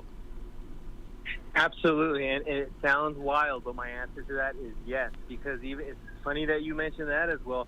There was and I would love to find the video and I'll try to send it over to you, but there was an actual, I believe he was a pastor, and he mentioned about he studies ancient books. He has many, many ancient copies of texts, and he said that those texts, as of today, have appeared to have changed, and he can't explain it. The physical copies that he has are altered to show the same thing, and he feels that strongly through his studies they were not like that. And now come 2023, I don't know when he noticed this change, but he's saying that physical alterations are happening, manifesting in our world. It's funny you mentioned this clock. I'm looking right now, I know there's a delay to the clock's on the screen. My mother also had a grandfather clock since I was young, in the house all the time. I stared at it constantly, and now that I look at this picture, I do see it very odd being that there are A's on the clock. It seemed like there used to be V's. Well, and I'm going to ask for a photo. Right now, when I got the phone, I'm going to ask for her to take a photo of that same grandfather clock she has in her house and send it to me, because I'm curious now. All right. It's blowing my mind. Well, thank you for the call, John. Here's a little bit more. This one just came in from Kathleen Newhart. And Kathleen, thank you so much. Said, I'm listening to you. I have sent you a picture of a clock I received as a gift in 1994 from the Pottery Barn. So this is not a 19th century clock. It's a 20th century gift. She goes on to say she loves the show. She's been watching for 5 years plus. And Kathleen, I appreciate you so much. Thank you for the correspondence. April Wortman just sent in a clock as well. Hold on, antique grandfather clocks. It's all showing the same thing. Yeah, here's how it was. Here's the first. This is one from April. And then here's the one from Kathleen. This is from the Pottery Barn. Now, it's just one of those things where those are V's to me. They're V's. They are not A's. They're V's, which in Roman numeral is 5. It's just stylistically. If you get down to 4, and then wait. The 4 is wrong over here. The 4 on this clock, on the Pottery Barn clock, this is wrong. That's acceptable. No, it's not. Sure it is. No. And then even for 5, you can do 4 straight lines with a thing through it. That's also acceptable in ancient Rome. That's prison tallying. No, that was invented in ancient Rome. 4 eyes is acceptable for 4. It's not IV. No, I never saw that before. I'll be honest. So Kathleen, so I don't know about the Pottery Barn, Kathleen, because 4 is IV. and then it's V, and then it's VI. So I don't know about that. That's the Mandela effect right there. It's this 4 right here is the weirdo. But this stuff is consistent in every clock I've ever seen that uses Roman numerals. Just like in every clock that I have seen that doesn't have Roman numerals, they often have to put a line underneath the 6 or the 9 to be able to show, to be able to signify whether or not it's a 6 or a 9, because they can be inverted. So I don't know about this being Mandela effect. I think it's just clockmaking. I've never known it any other way. Yeah, my grandparents' cuckoo clock was like that. My grandparents had a cuckoo clock as well. I love that cuckoo clock. I don't think I ever knew it to be functional where the bird pops out. Oh, that worked at my grandparents. It was awesome. I remember we had to manually open it up and look, oh, there's the bird still inside. But I don't think it ever came out. It broke at some point. It was old. I remember that. Okay. All right. Let's see here. I guess we'll just take another call. Joseph. Oh, no. He popped away. You want to listen to a little bit of Anthony Weiner? Do I want to see Anthony's wiener? No, do you want to listen to a little of him melting down with Patrick Bet-David? Yeah, it was great. For people, if you haven't seen this, I'm going to play a few minutes. This is how, I don't know why he went on this show. He's starting his own radio show. So I guess maybe he thought he'd go on this and plug it.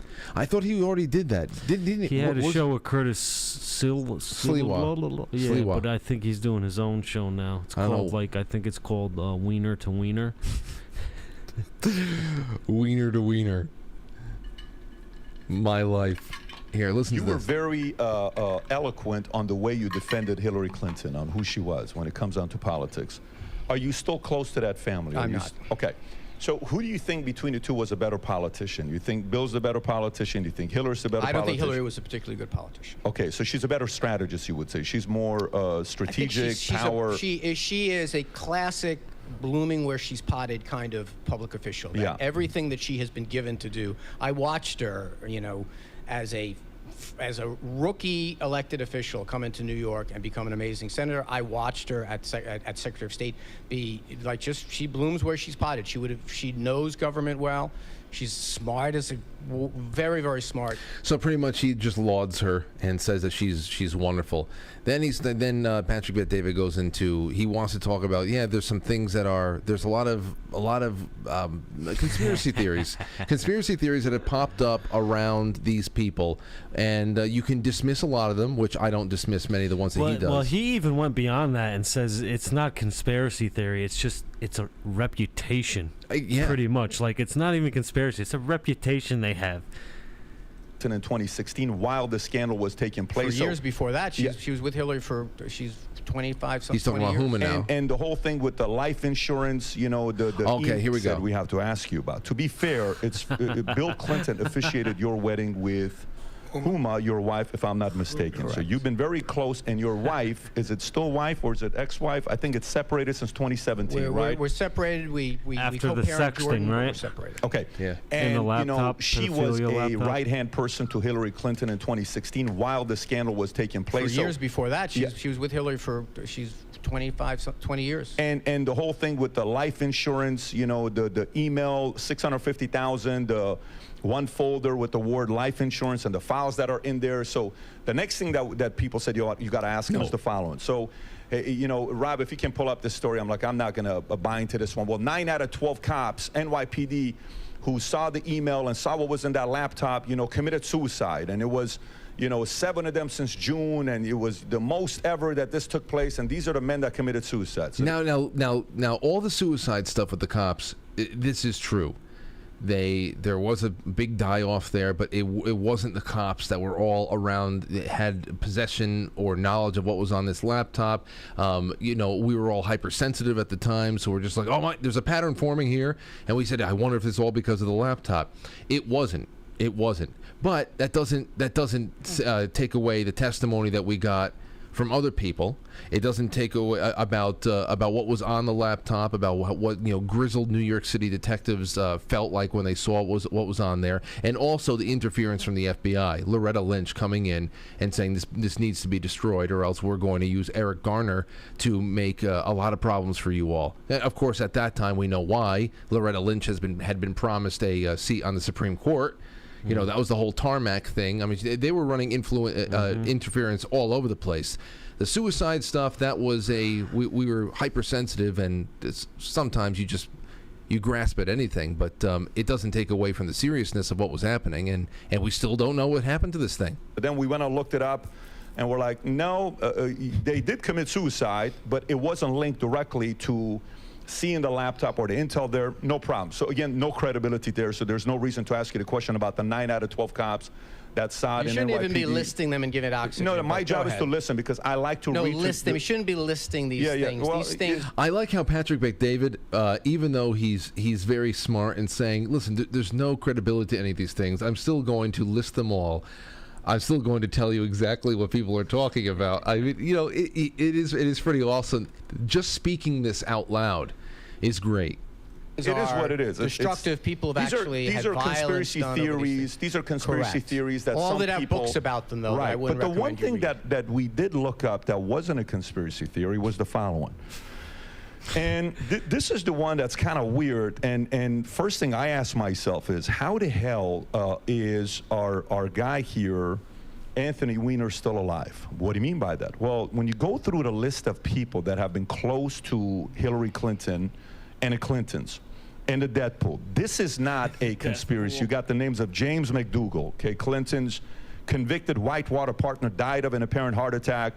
Mary Mahoney, a former White House intern, was murdered July 1997 at a Starbucks coffee shop in Georgetown. Ron Brown, he died in a plane crash. Vince Foster Vince Foster was the next one. By the way, the James Dougal was a key witness in a key Ken Starr Ron investigation. Brown was in a plane crash. Why is he on the list? That's how you know it's true. One, but there was a close he person keeps going to that Victor one Racer, name. Paul Tooley, Ed Woolley. Wait a minute. You're reading a list of people that Bill and Hillary Clinton knew. They're 80. They're 70-something years old. I'm asking you this question. I'm asking you this question. And I love what Patrick Bet-David is reading from, because you look at the links that are in between. They're telling you to, hey, click over here, and it's a book for the Zionist masquerade, and then also watch as he scrolls down. There's a link to Kathy O'Brien and her work as well. Transformation. Answer at the end. So you got Jerry Parks, Jane Bunch, James Wilson, Kathy Ferguson, Bill Shelton, Candy Bow, Florence Martin, Susan Coleman, Paula Grober, Danny Casolero, Paula Wilker. Danny Casolero. We were just talking about him and the octopus. Is that the one that tied himself to the tree? No. And shot himself and then. No, but that's another one. I mean, the Vince Foster thing it's like the Building 7 of everything. Of all the Clinton deaths, Vince Foster is like the Building 7 of it all. But anyway. John I don't know any of these Parnell names. Walker, Barbara Weiss. We should verify this yourself because you're running a radio show. You should look it up. I don't know any of these Dr. names, Stanley Hurd, Barry. He keeps going. He's just Beal, Barry Seal, Johnny Lawhorn, Can you read me the URL you're reading? Can you read me the URL you're reading? We'll send you the most credible source you can look it up. Let your listeners know what you're reading. We'll put the link below. We'll put the link below. Just tell me so I know what I'm responding to. Friday, Kevin Ivey, Dan Henry. Keith Coney, and these were part of the Ivy Henry case. Keith McCaskill. What's the Ivy Henry case? You can look it up. Ivy Henry case. So Gregory Collins, Jeff Rhodes, James Millen, Richard Winter, and then you got the close bodyguards, Major William Barkley, Captain Scott Reynolds, Brian Hanley, Tim Sable, General William Robertson. You don't even know what you're reading a list of. How is this helpful? Robert Kelly, Colonel Gary Rhodes, Steve Wills, Robert Williams, Conway LeBlue, Todd McKeon. I'm done. It's 46 names. And of what? Can you read me the list? Can you read me the URL so I know what you read a list of before I answer any questions about it? When I finish this, stillinthestorm.com. You can look it up. Stillinthestorm.com. You can look it up. This is your big moment, guys. Yeah, so you can go. And by the way, ads about chemtrails at the end of it. He hasn't even asked the question. He's just reading the article. He's reading a list of names. So he hasn't even asked the question. It's a list. The fact that you're getting nervous is an answer. It's not nervous. This stuff makes me sick when you repeat these ridiculous. Exactly, it makes us sick as well. It also makes us sick. It obviously doesn't. Of obviously because the establishment makes us sick. You start the question by reading a list of Your reaction is an answer. conspiracy. I know these things make me sick, and people have gotten killed. Your reaction is an answer. Someone went into a pizza parlor in Washington because they believe this shit, and you're making an echo chamber. Your reaction is an answer. Talking about Comet Pete's ping pong, where a guy walks into the store and fires one bullet directly through the hard drive of the computer, and then leaves. What a horrible day for Washington, D.C. So let me go to it here now. No. Your reaction is an answer. You're not going to read a list. Yeah, my reaction is my reaction. Yeah, exactly. Can you tell me what that list, in your view? You haven't allowed me to finish.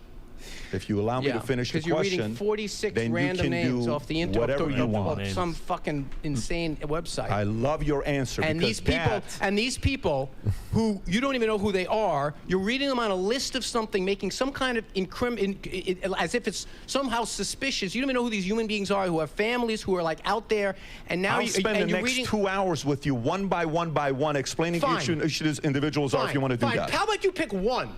Pick one and tell me who he was and what his story was. No, not you. You were asking me the question. Pick one name and then tell me. Pull up Vince Foster if you want. No, Vince Foster, that's suicide. No, come on. That's the worst one. Don't pick up Vince Foster. That's the one I can defend the least. He shot himself in the back 3 times. It was something. It was ruled a suicide, and I don't know how many shots it was to the back of the head, or whatever the hell. All the other reasons why it was impossible for him to do it to himself. And then he was placed on a park bench after that, right? And he shot himself in the head 3 times and then walked to a park bench to die. The world is Something a mysterious like place, Matt. The world's a mysterious place. Just like the other guy that was that hung himself and then shot himself with a shotgun. Yeah. As he was hanging, because the hanging was taking too long. He just wanted to get it over with. You gotta make sure you're gonna die if you're gonna do it. Suicide has been investigated 50 times. Pull out one of the obscure names you pulled. Why did you pull Ron Brown? Here, let me read Ron Brown. Ron Brown, a Commerce Secretary who a plane crashed while he was on a humanitarian mission, crashed into the side of a mountain. So what do you want to know about Ron Brown? What do you want to know about Ron Brown? Can you one name out of all the lists. This is a conversation. No. We're having a conversation. I'm sorry. I'm the host. You invite me to your podcast. You get to ask the question. I'm the host. I want to ask you the question. You haven't let me answer the question. I didn't see your reaction is already an answer. I know. I am infuriated by people who drag other people's names who are powerless. You're not powerless. Hillary Clinton is powerless? No, these people. Hillary Clinton is powerless. These people. That's the problem. These people. Hillary's the problem. You read a list of people because you have the power to do it. People who do that are bullies, and I don't appreciate bullies. I have the power to do what? You do. To read a list of some stranger's names. To use the DOJ and other things to control and hide things? That's not DOJ. Yeah. DOJ didn't make this list. Let me finish up my question. Some jackass made a list in his basement. You have the right to You're answer. reading their names as if they're incriminating in some way. You have the right to That's answer. bullying, and I don't appreciate. And I stand up against bullies. Please do so. He hasn't even asked the question yet, He's Anthony. reading a list, and he's refused. And now he says, let's move on. No. Because I got your answer already. Nobody has said move on. He hasn't even asked the question. I don't even know what the question is. Pick a name. I'm going to ask you a question. And you get to list answer of people who or probably not answer. And there are some of those people that had military titles in front of them, and you're dragging their name. That's even the point. You're dragging their name That's through the even the point. You should be ashamed of yourself. Because their families would want to know. Because you've got a podcast. Some of their you can families read would want to know. Some conspiracy theory podcast, some conspiracy theory that 9 people read. You find some guy that comes in, and then you go from Ron Brown to some obscure. Okay, wait. So here's the question for you. There you go. Because millions of people are not convinced Hillary Clinton is a good person. Again, with the other people. Millions including of people. Myself. If you want to do that, I'm not put the questions I'm not in your worried own. about. Don't try to make it about some bozo who put up a website. Put in your own words. Here's a question for you guys. It's a very simple question for you. So, how is it when you think about other candidates? Okay, everybody has a stereotype. You have a reputation whether you like it or not. This is great. What's your reputation? Your reputation is you like to text underage girls, and you like to talk to girls, and you sex sending pictures of your dangling. That's your reputation. Whatever you do, you can't do anything about it. Adam has a reputation. Adam is a playboy in Miami. You better get back to that list of strangers you read a trust list me, of. I'm getting back to it. Tom's got a reputation. His reputation is a man who And right now, loves your his wife, reputation is listing strangers who served in the military and dragging their name I through the have a dark. reputation to ask tough questions and piss some people like you off. That's my reputation. Including dead people who I'm going to stand up for. Oh, trust me. We are standing up for them more than you are standing up for them. Let's see. You better get back to that list because we're going to By the way, this is the same exact way that that anybody poo-poos you about asking deeper questions about things like 9/11. How dare you? As if we're saying that the dead are not dead.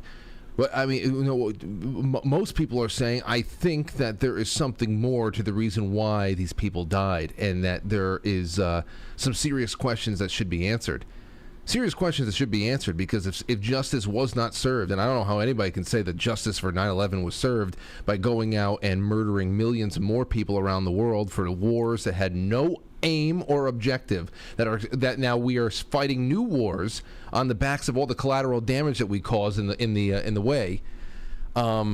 It's just these are the types of things that we're shamed with for asking unsavory, irresponsible questions. Clear some people's names today. My question for you is, how is it that in the last 50 years, we don't have a single candidate? Everybody has their own. Hey, John F. K. was a playboy with Marilyn Monroe. Trump, Karen McDougal, Stormy Daniels. You know, George Bush linked to 9/11 and weapons of mass destruction. Bill Clinton linked to Arkansas women, all this others. Everybody has a reputation. How is it that the reputation that follows them as people close to them die? Why is that a story that many people believe in? Why is that? Are the Clintons in their 70s yet? You don't think I can make a list of other people in their who are 30s and 70-something 40s years old and say this person died, that person died, this person died? Hold on. How come they haven't done that with Bush? He's in the same. And that's the stupid thing about that is to say, who cares if they are 70 or if they're 90? The people around them are being shot. They're being stabbed. In their prime. They're being it's the nature of the deaths, and it's the volume. That's how you know it's true, just by the things he's choosing to argue back with it. And the fact he's just going to one person in specific, Ron Brown, that died in a plane crash, that obviously, okay, he didn't get shot 3 times in the back of the head, so it's easy to say, oh, well, he was just in a plane crash. They hacked his fucking plane. Come on. I don't know. No, they did. I'm just saying, I don't know. That's enough for me. That is enough for me. Okay, I have a really interesting thing I'd like to end with. This, I have a thread I think that you'd like, Matt. It has to do with ancient Greece. And there are 2 names I know I was doing good with. I practice these names so much because I want to be able to speak about foreign stories. I can probably say the name. What is it? Well, we'll get there. It's about the reason why a marathon. The marathon is exactly 26.2189 miles. I used to know why. Okay? Well, you're going to know again tonight. This is from the Cultural Tutor. So it's a little Friday night history for you. Why so specific, the official distance of a marathon? It is a rather strange story which begins nearly 2,500 years ago.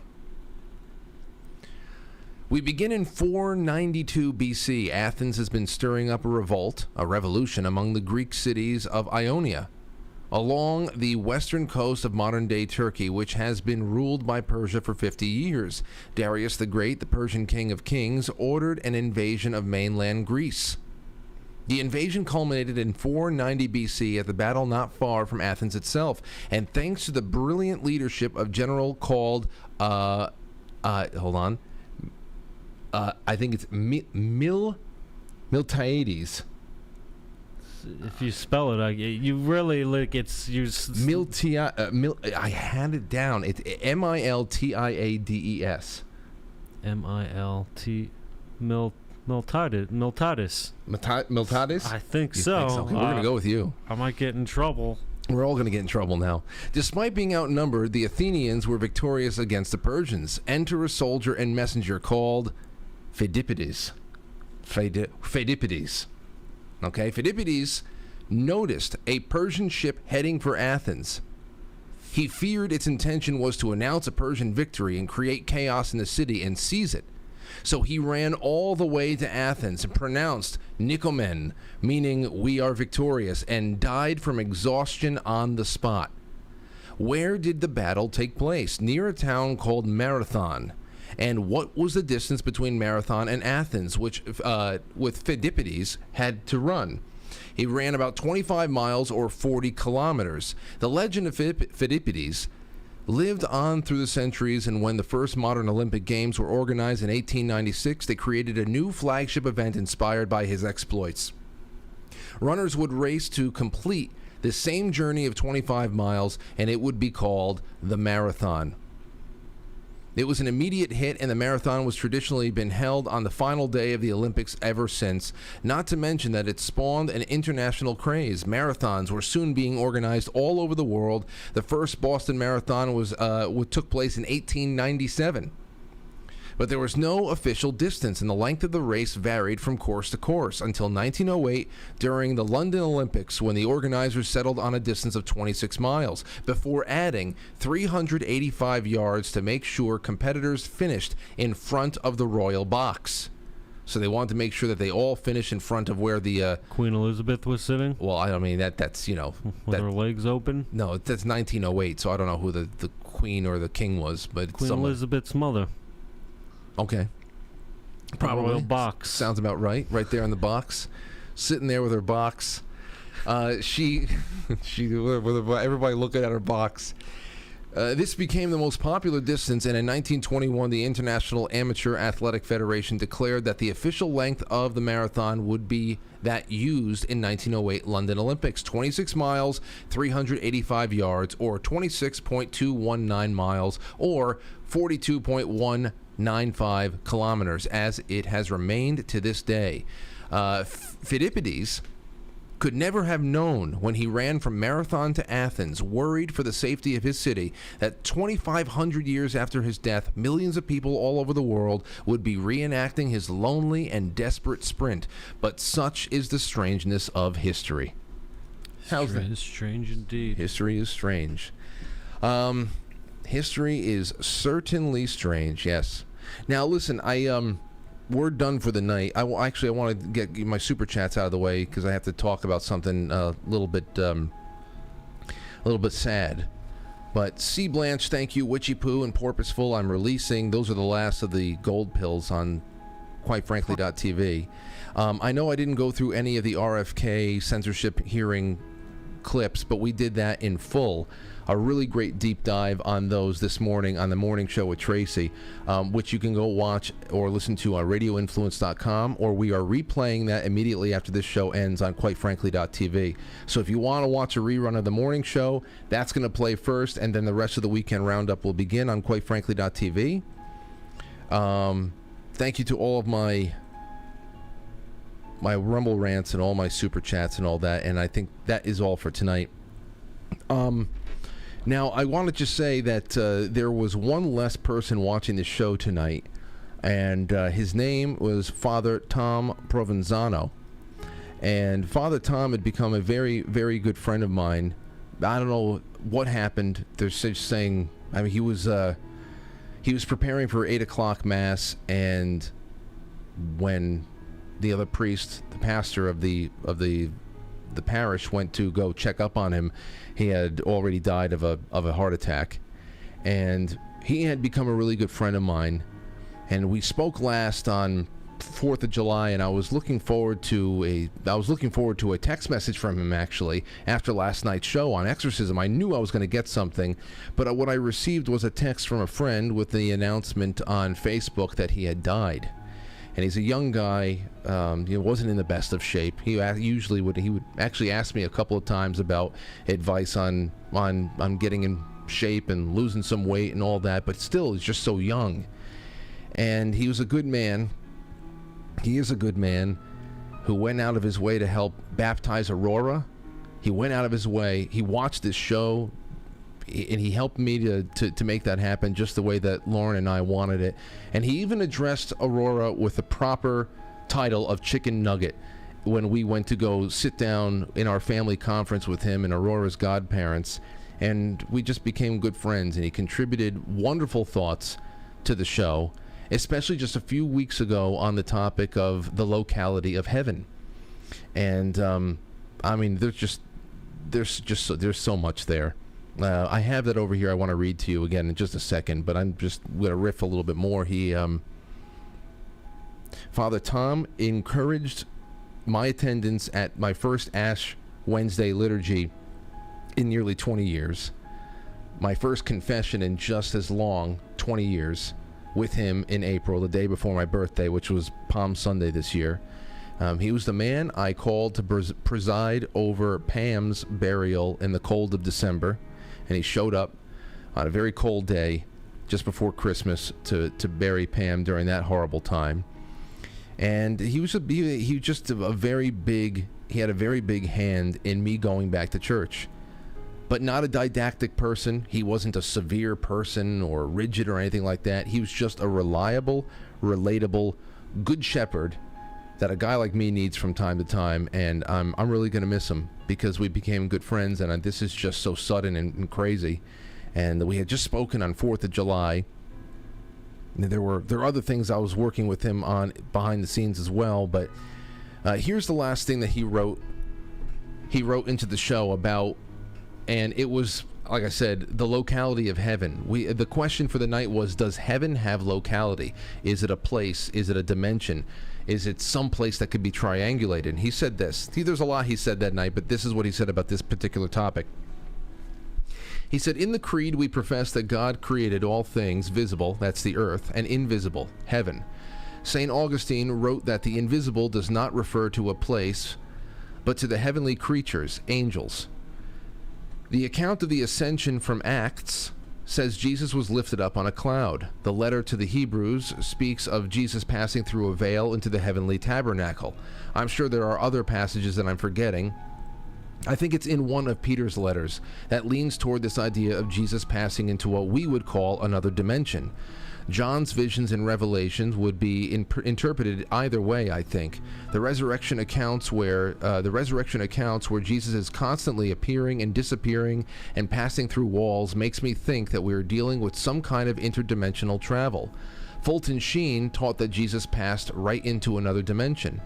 But to put it simply, my thought is close to one of your callers who talked about where your show really is, and not to eat oysters during the summer. To go back to Augustine, God, in a sense, is heaven. Since God is everywhere, the invisible reality of angels and the blessed souls are joined with him. We cannot see it, but it is all around us. At times, God chooses to tear away the veil to show us what is hidden to our natural eyes.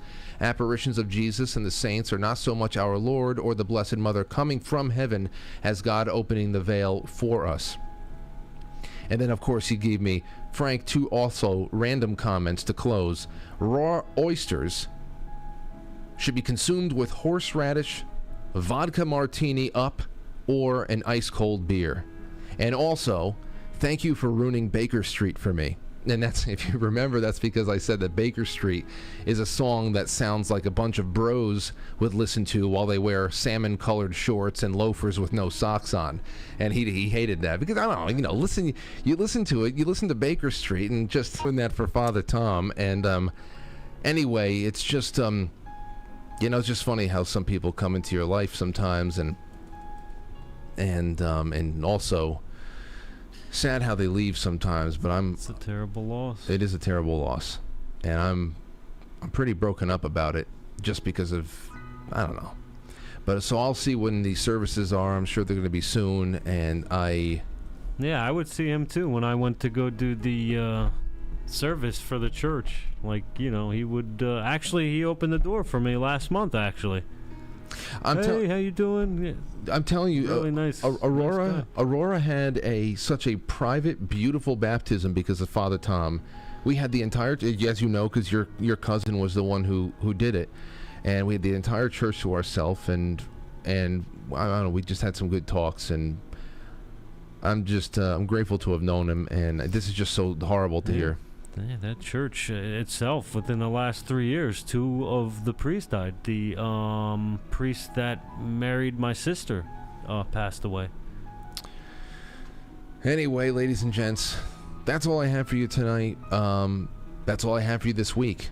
Thank you, Matt, for stopping by. Thank you, Francis. Oh, real quick, the Fulton Sheen he's talking about? Yeah. That's Charlie Sheen's uncle.